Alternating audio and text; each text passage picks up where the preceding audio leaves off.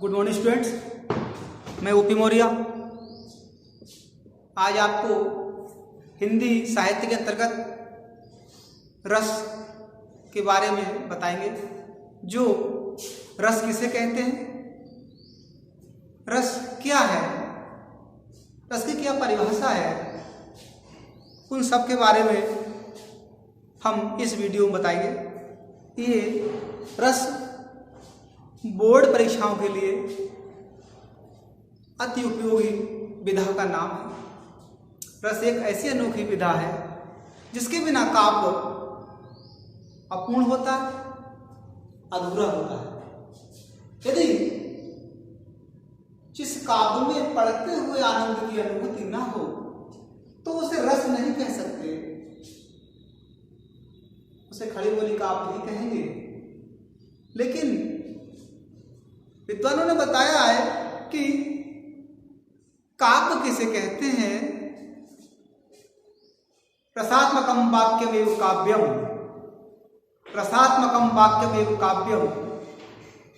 जिस वाक्य में रस की अनुभूति होती है, जिस वाक्य में रस होता है उसे ही काव्य कहते हैं। और रस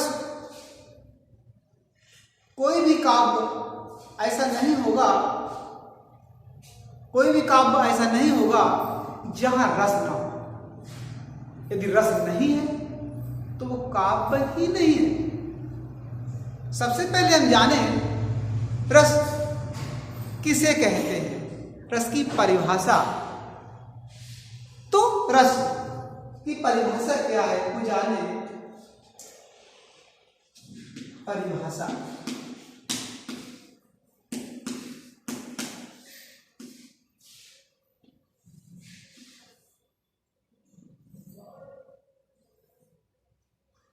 जिस प्रकार हम किसी सुंदर फल या व्यंजन मिठाई का उपभोग करते हैं, अर्थात उसे खाते हैं, उसका पान करते हैं किसी रस का, तो उसे भी रस कहते हैं।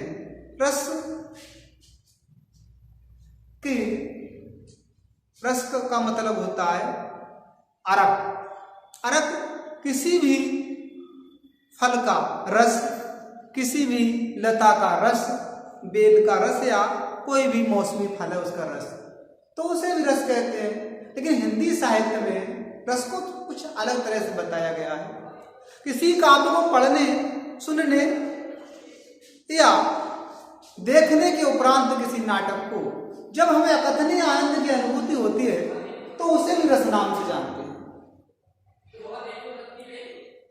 आचार्य भट्टमिल ने रस की जो सूत्रों के रूप में व्याख्या की है उसमें बताया गया है कि विभाव अनुभाव संचारी भाव योगाद रस निष्पत्ति। विभाव अनुभाव संचारी भाव योगाद रस निष्पत्ति।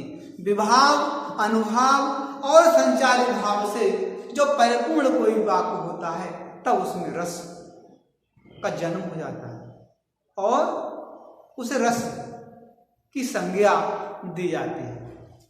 हिंदी साहित्य में ऐसे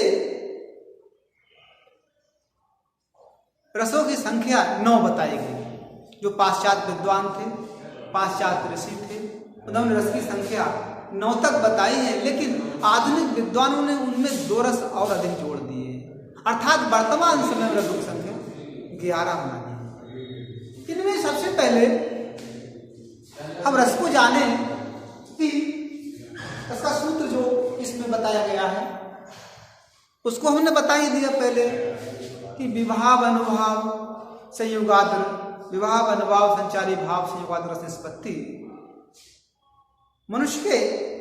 हर मनुष्य के हृदय में हमेशा रस विराजमान होता है, लेकिन ये अनुकूल परिस्थिति आने पर स्वतः जागरूक हो जाता है। तो इसलिए रस को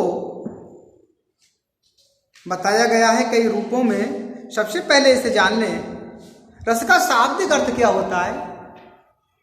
रस का अभिप्राय क्या है? आनंद, प्रसन्नता, खुशी, ये रस का ही दूसरा नाम होता है। काव्य रचना को सुनकर या पढ़कर हृदय में जो आनंद की अनुभूति होती है, किसी काव्य रचना को पढ़कर सुनकर हृदय में जो आनंद की अनुभूति होती है उसे रस कहते हैं। रस प्रत्येक काव्य रचना का आवश्यक घटक होता है और इसलिए जहां काव्य वहां रस, जहां काव्य वहां रस। आचार्य विश्वनाथ के अनुसार रस काव्य का प्राण यानी आत्मा है। आचार्य बताए विश्वनाथ के अनुसार रस काव्य का प्राण है, यह आत्मा है। तो रस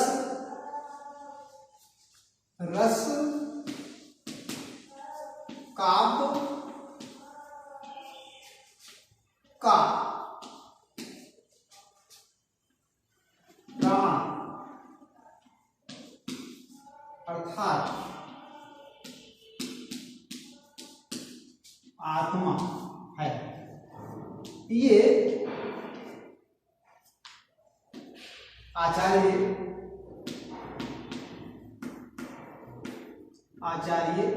विश्वनाथ द्वारा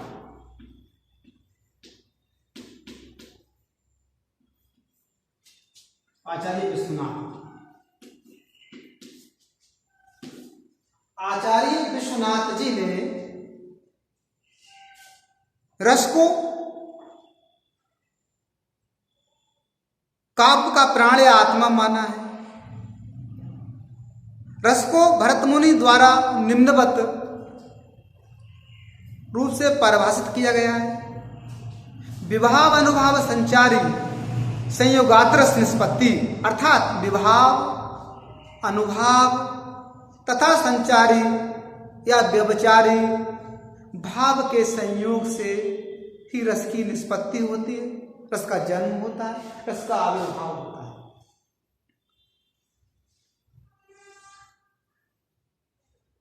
उपरोक्त सूत्र के अनुसार उन पारिभाषित शब्दों को दर्शाता है जो रस के प्रमुख अंग माने गए हैं, जो निम्नवत हैं। कैसे? विभाव, अनुभाव, संचारी या व्यभिचारी भाव, स्थायी भाव। विभाव, अनुभाव, संचारी भाव तो अब स्थायी भाव। तो ये चार भाव इसमें बता देते रहे। विभाव, अनुभाव, सबसे पहले हम दे देते हैं इस रस का सूत्र। विभाव, अनुभाव, संचारी, यहां से सूत्र।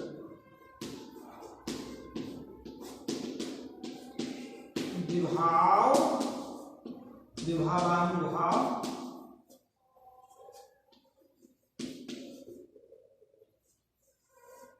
विभाव अनुभाव, विभाव अनुभाव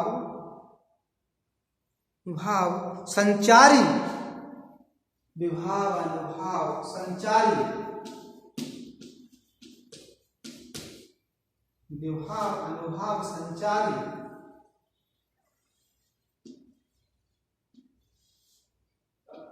विभाव अनुभाव संचारी योगाद्रस निष्पत्ति, संचारी योगाद्रस निष्पत्ति। योगाद्र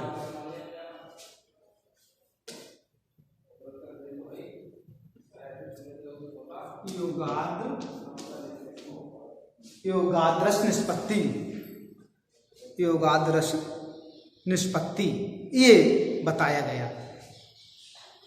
अच्छा, निष्पत्ति और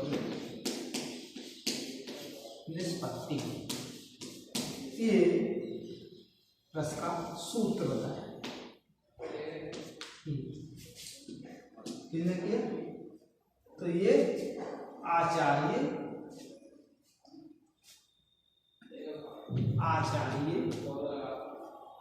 भरत मुनि आचार्य भरत मुनि, आचार्य भरत मुनि के मार्ग। इसमें सुने, अब ये जो सूत्र लिखा है विभावानुभाव, विभावानुभाव, विभावानुभाव, संचारी, संयोगाद्र, संयोगाद्रस निष्पत्ति, विभाव अनुभाव संयोगाद्रस निष्पत्ति, विभाव अनुभाव संयोगाद्रस निष्पत्ति बताया इस सूत्र। विभाव अनुभाव संचारी संयोगाद्र, संचारी संयोगाद्र निष्पत्ति, संयोगाद्र निष्पत्ति, ये रस का सूत्र था। अब इसके अंतर्गत एक दोहे के रूप में भी इस रस का निरूपण किया गया।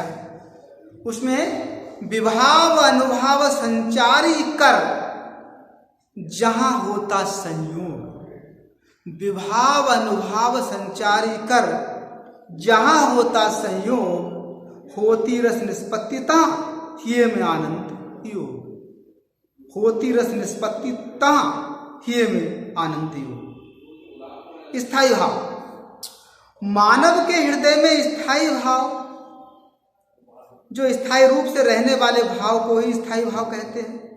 प्रत्येक मनुष्य के हृदय में क्रोध, शोक, भय, हास आदि भाव बीज रूप में निहित होते हैं, मौजूद होते हैं, जो अनुकूल परिस्थितियों